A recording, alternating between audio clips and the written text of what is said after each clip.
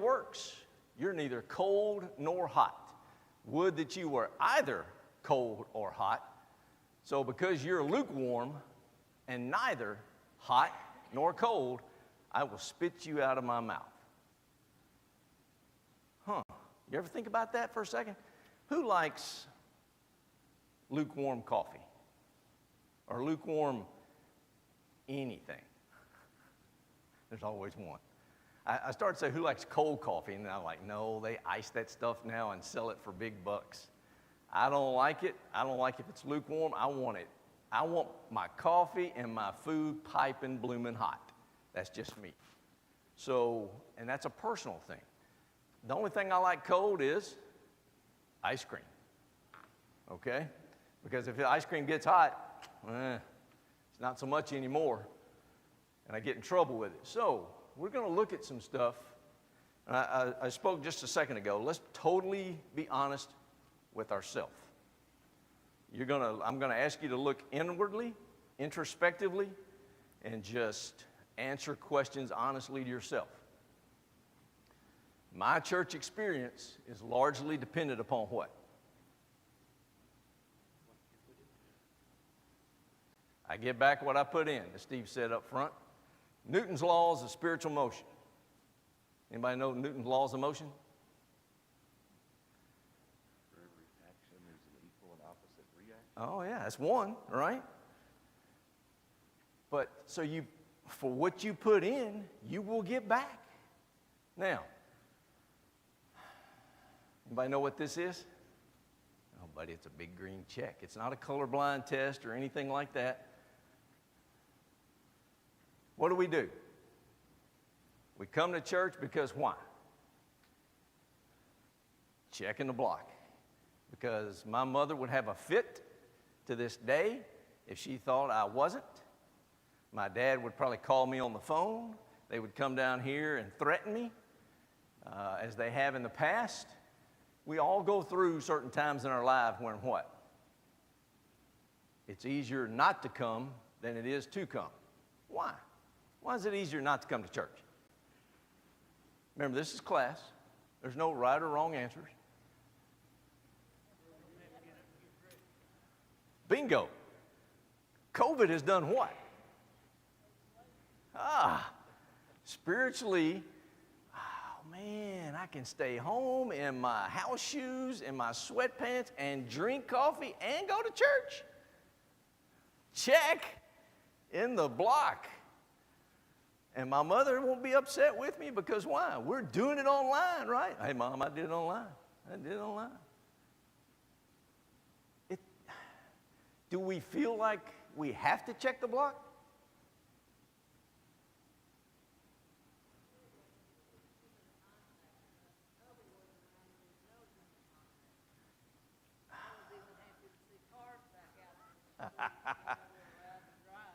It's contact. Oh, interaction, being around each other. And even when we came back, we don't get too close. Don't get too close. But we crave it. You may be like me. And folks, I'm an introvert. I am barely out of the closet as an introvert. I have to make myself come up to people and talk. Now, I would a whole lot rather sit at home in my house shoes with my sweatpants on and go to church. It's just easier, right? But is it really? Well, let's look at some stuff. And then if there's a problem that's keeping you away, or you know of a problem that's keeping somebody else away, who's usually the last to know? Leadership. Now, I used to think this was different till I became one. And folks, I'm going to tell you, typically we're the last to know. We, the elders, are the last to know if there's a problem. So, let's look at some stuff. Churches of Christ in the greater Memphis area. How many are there? 50-something. Okay, that's a big number. 50-something. Who's got another number? Who? I didn't hear it. 10? Oh, 110. Doreen from the back. Google says there's about 29 now, or 30. Now, I think one of them was a Church of God in Christ, but so 29. But this is just a random sampling. I just Googled Churches of Christ, Greater Memphis. Boop, this is what popped up. Do I think this is all of them? No. But I didn't put names with numbers, but you can see the representation. Now, we don't get north of 385 into the great northeast corner of Shelby County, known as Millington proper. But hey, it's got a lot of stuff out there. So, what am I getting at? Well, options, options, options. We're sitting here today as an option. How many ministries do we currently have at Bartlett Woods? A bunch. Anybody been to the website lately? Anybody got a number? What was Michael Jordan's number?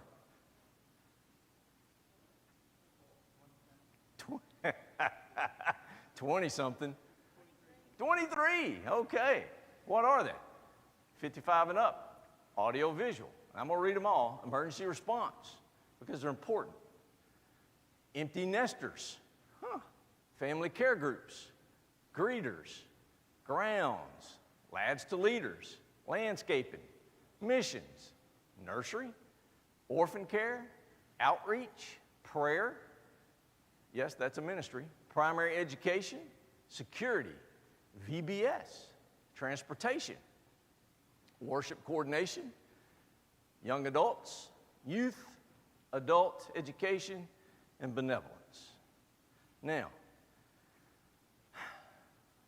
why am I even bringing any of this up? Remember,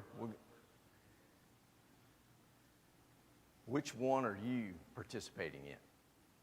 Or which ones are you participating in? Remember, we go back to some questions here.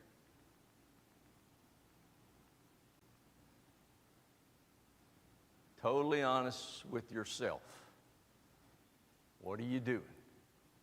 You want meaningful, you want energy, you want this, and you want that, and I'm talking to Buddy as well. What are you doing about it?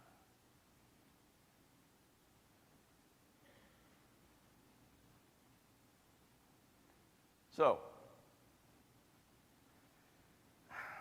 when I was assigned this topic, and I was hoping I would get it, there's several different, people say you can't run church like a business. You ever heard that before? Can't run this like a business. We're not a business. Why? We don't make anything. We don't sell anything. Okay? We're not for profit, but churches are not for a loss either, right? Because you can't keep the doors open. So everything we do is sales.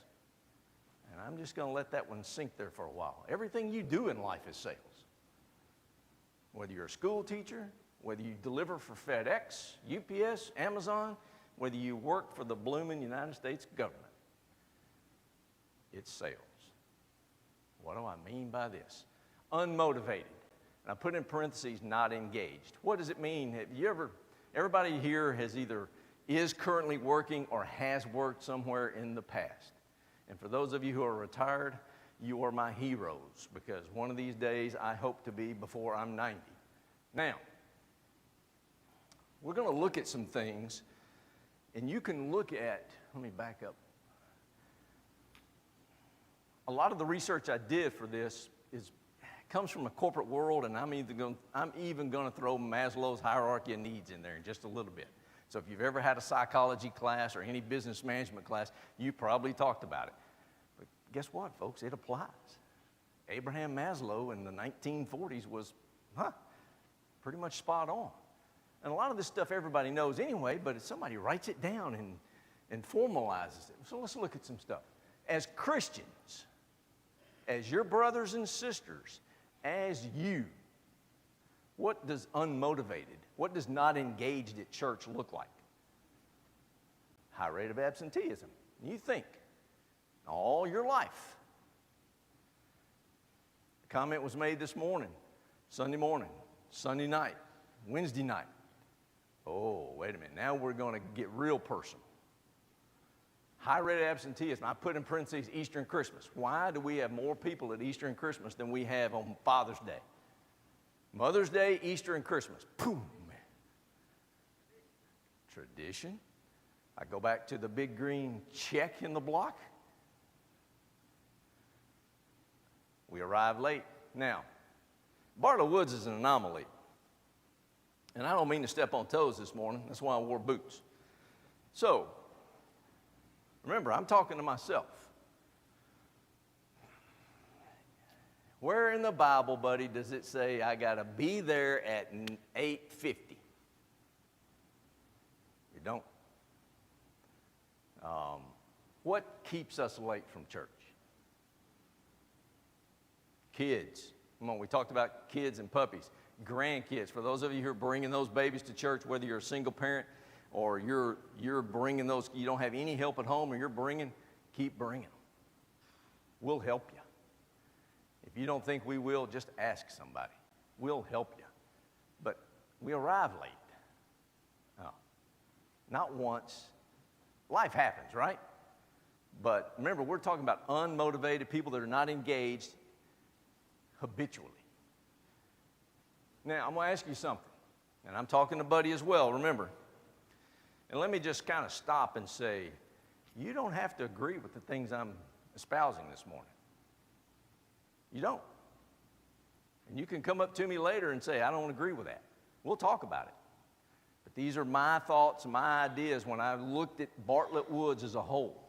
And I look at Bartlett Woods and I go back and I look at Broad Street Church of Christ. I look at the Market Street Church of Christ. I look at the Atlantic Beach Church of Christ. Everywhere I've ever been in my life, Milton Church of Christ. So that's Market Street. And then, of course, there was McKenzie. It's true no matter where you go. Now, here's the question I want to ask you. For those of you who are still in the workforce, how often do you arrive late to work? Not often. Because why? You get rolled up. People say something to you, right? Buddy, third time this week, you're late. Keeps going, you could be in jeopardy of losing your job. Anybody ever said you're in jeopardy of being kicked out of the Bartlett Woods Church of Christ because you're always late? No. But it's a pattern. We're talking about unmotivated, not engaged. These folks don't actively participate. What do I mean by that? They don't sing aloud. They won't teach, and they just won't lead. And when I say lead, I mean you could do anything. Write a card, send a message. They won't do it. You call them up for care group, they won't answer the phone. They won't do anything. Now, they just will not. Okay? Now, it's pretty depressing, right? People are getting mad. I can see it in their face. People are like, he's really getting after something. And they're slow to react or respond to request. If I ask them something, if you ask them something, or if they come to me and ask me to do something, I may be slow to respond or react. Why? Because we're constantly sizing it up. I don't want to do this. I don't want to do this. I just want to come, speaking from an unmotivated and unengaged person, I just want to come and get the check in the block. Don't make me come to Sunday school. Don't make me do anything else. I just want to get the check in the block. So, let's look at some other things. What's the antithesis of this? What does motivated look like? Oh, loyal. We've often based spirituality on what? Attendance, okay? Because what do we often say? They're there every time the doors are open. They're little Miss So-and-so is faithful. Mr. So-and-so is faithful because they're there every time the door's open. I had a really good friend tell me one time, he said, I heard that once and I thought, well, how many houses have I built sitting on the third row from the front? He said, I didn't hear a thing anybody said from the pulpit or in a prayer because I was building the house in my mind, but I was there. So just because we're here doesn't mean we're any more faithful than somebody who may not come all the time. But it's typically you can look at stuff and go, hey, motivated folks are loyal. with attendance through contribution and prayers. Enthusiastic. They offer ideas. And I don't mean, sometimes you can come and with a complaint, and that's great. I do it too. But I'm the type of person, if I'm going to come with a complaint, I want to have a solution to it. Now, I will promise you this. If you come to the elders, come to the deacons, come to the office, we'll listen to you, may not agree with you, or may not be able to act on it right then. But I promise you, we will never turn a deaf ear to you. Arrive early, you get the point. Fewer absences. They're willing to pitch in and help. So, is there a difference between motivation and engagement? As Christians, are they the same? Or can you be engaged as a Christian and not motivated? Or motivated and not engaged? I got one brave soul. You can be both. Can you be one without the other? It's getting hot in here. All right, I just asked that question. Can you be motivated but not engaged? Remember the Laodicean complex? What were they? Either hot or cold. You think those people were coming to church? Yeah.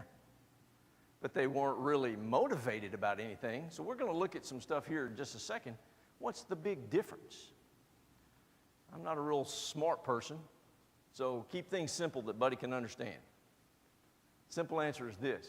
I come to worship because I want to. That's motivation, not because I have to.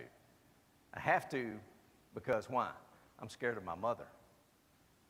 I'm scared of my father. I'm terrified of my wife. All right? So I'll come.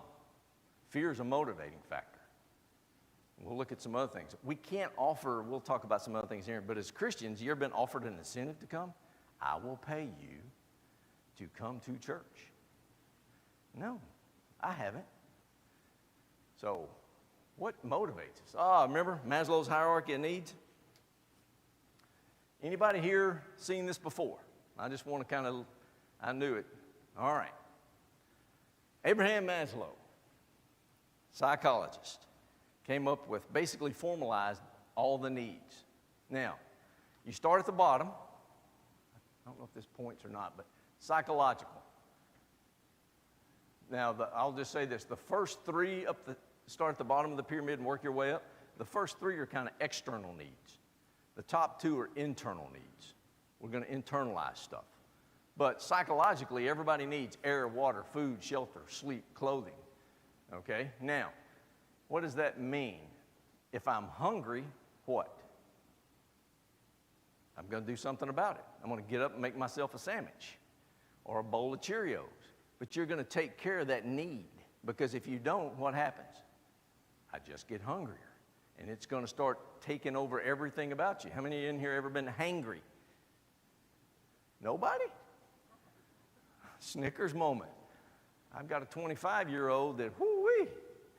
I saw something the other day that said, once I tell you I'm hungry, I'm about 20 minutes, and then I'm a different person. He wasn't that long. So, psychological needs. These are the basics.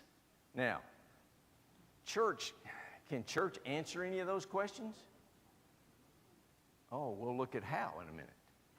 I don't come here, well, we don't eat here that often. Even on Wednesday nights we are. But, so, safety. Personal security. I need a job. Resources, health, property. These are, other things that are in that triangle, and then you work your way up. And you work your way up. Once you have the psychological taken or physiological taken care of, you work up to the next level and then beyond. Love and belonging. Everybody wants friendship. Well, most of us anyway. Intimacy, family, a sense of connecting, okay? And then you get into esteem and self-actualization.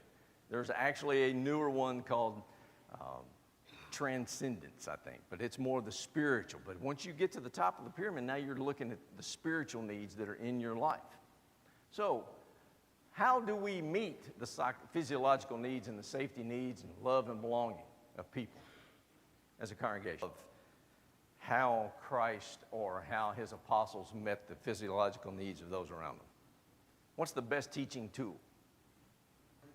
Feed them. If they're in need of clothing, clothe them. How many times do we hear Christ tell folks that? You think of when Christ was going around in the first century, how did people respond to the man? I heard it. Man, throngs of folks. You talk about a paparazzi. Christ was a rock star. I never heard it taught that way, but that's another buddyism. Why do I say that? Wherever he went, he got mobbed. Why? Why was Christ being mobbed? Because a lot of people, remember, he was teaching something that was totally opposite from what they had been brought up in. Christianity was new. He was healing folks, meeting them where they were. Until you start to lose it, you take your health a lot of times very for granted. And then as we get older, things start, man, I go to bed feeling fine, I get up and I'm what? I'm hurt. I'm hurt. So as Christians, as the Bartlett Woods Church of Christ, we've got to meet people where they are. I don't want to beat this up too much. So let's talk about some other things. How in the world do we motivate? Anybody got ideas? Good teachers. Okay. A good teacher. Good teachers. What else? Okay. Variety of classes. And what does that look like, Dale? A variety of classes. You said that meet the needs. All right. Okay.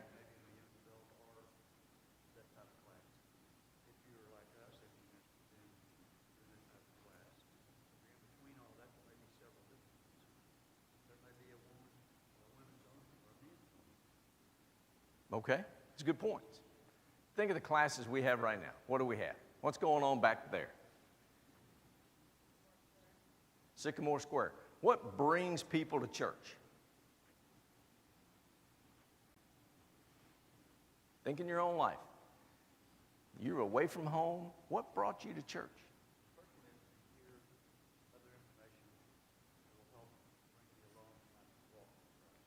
Okay. I guess really what I'm getting at is I have 3 great friends that are members of the church now. You know what brought them? Camaraderie was part of it. It came, but it wasn't the first attractant. Camaraderie helped keep them. What? But what got them here? How do you ask them? What was the avenue of me asking them? Because a lot of times it's not like, hey, Tim, come to church with me. They realized they needed Christ. Kids. They had kids, same age as mine, are close. Our kids did things together. Hey, come to church. Let your kids. And a lot of kids will ask kids to come with them a lot of times. They're not scared. Adults, I don't want to offend you. I don't want you mad at me. Kids are just like, hey, you want to come to church? We're having this VBS, we're having this. Come look at our Sycamore Square. Huh? You think that's an attractant? Folks, that's the light that'll bring the moths. And then they go into what? The youth program. I couldn't even spit it out. The youth program. Now, how many had a youth minister where they grew up? A few. Okay? I did not. Well, that's not true. We did have, and then he left, and then it became parents of kids who were that age. And they made us go everywhere. They drove the 15-passenger vans on trips. And if you've never been anywhere on a trip in a 15 and haven't been in a 15-passenger van, you don't know what you're missing.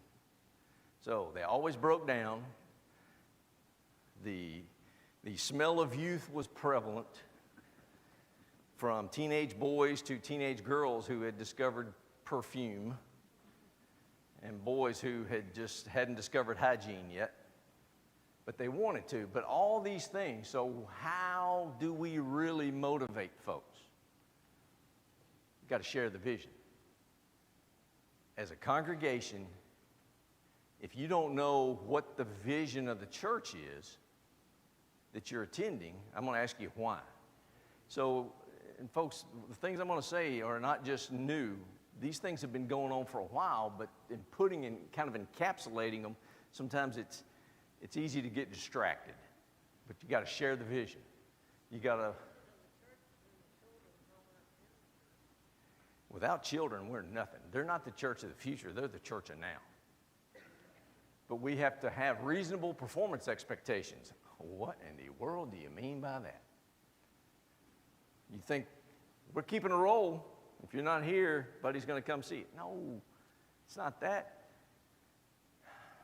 What are reasonable performance expectations? Is it wrong to think that you're expected to be here?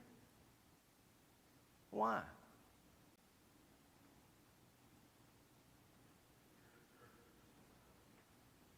Thank you, Nick.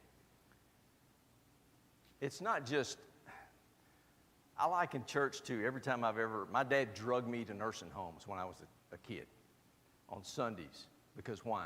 We took the communion to the shut-in, all right? I just remember 3 things from that experience. One is I did not want to go, but I knew if I didn't, he'd be really disappointed. 2 was the smell. And 3, I always came away so much better than when I got in there. Always. Folks, I go back to, we got to be honest with each other. We're not going to sugarcoat it. We're not perfect. We've never said we were. You're not perfect. I'm not perfect. But we strive for perfection. And the great thing about being a member of the church is I don't have to be perfect. I don't have to memorize 65,000 laws and to keep them. All I got to know is I obey the gospel. Christ has paid the price.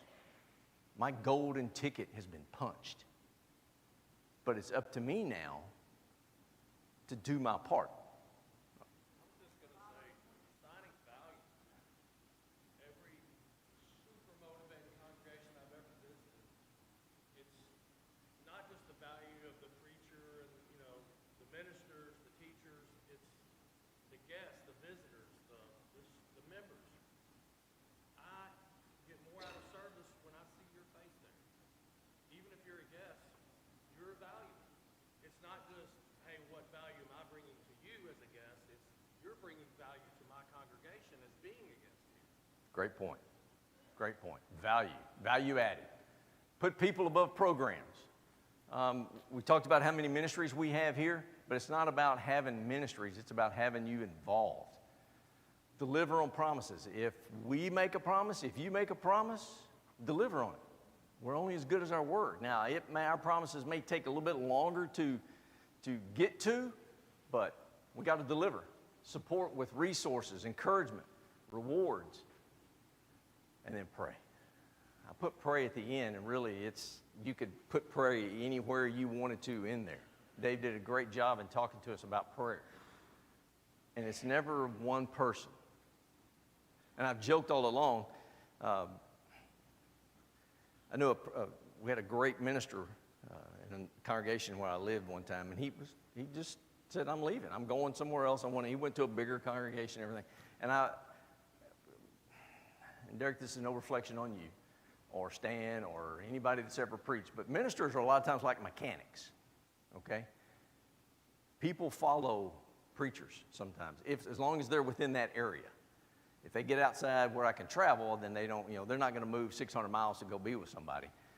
They might, but I've never seen that. But they will follow. They're like mechanics. If a mechanic changes shops, they'll go to that mechanic because I like what he does. And people like ministers, and I get it. But it's not about one person. All right, engaged and motivated. So we want to strive for complete clarity so that we know, and I'm trying to hurry now. I thought I might not have enough soap that we're working towards. We want to know you want to know where you're going, right? You know, just get in the car. I mean, I used to accuse my mom and dad because they'd make us go on these drives with them, and I'd be like, where are we going? Just hush back there, boy. You know, speak when you're asked a question. Celebrate improvement and accomplishments. We appreciate you guys. Nobody does it alone. You only do it with each other. Only do it with each other. Set realistic goals. We engage with annually and quarterly planning sessions. And we just finished up our second men's meeting, planning session. And there's going to be more. I promise you, there's going to be more. Now, I'll admit, I am not the great communicator. A couple of examples. You may be able to relate to this first one. I think I tell my wife a lot of things. And then I'll ask her, what are we doing? I thought we were doing. No, you didn't tell me that. You thought you told me that. Is that the first bell? Sometimes, man, I think I do something, I don't do it. We think we communicate, or, you know, we're trying to get better as elders here. We don't just get up and make an announcement and then think that's everybody anymore. It's all about communication. I mean, I've sat where you're sitting and watched the announcements scroll across the screen, and then when I go home, I'm thinking, I don't remember a thing that was on that page. Work on the worship experience. We're not going to be swinging from the light fixtures or anything like that, but hey, what are we doing? And a lot of this is going to come out in the future, because in the not too distant future, we're going to talk about the meetings that we held and what came out of those. One thing you're looking at right now was one of the things that came out of those. A bigger screen, bigger fonts. The sound experience is going to get better, I promise you. The video is going to get better. And all of these things is direct from you. These were your inputs. Accountability. Who are you ultimately accountable to? Christ. James 2, 14 through 26 is one of my favorite passages in all the Bible. A lot of times we talk about, well, I don't have to do all that stuff. Okay? And you don't. Let's be honest. You don't. But you miss so much by not.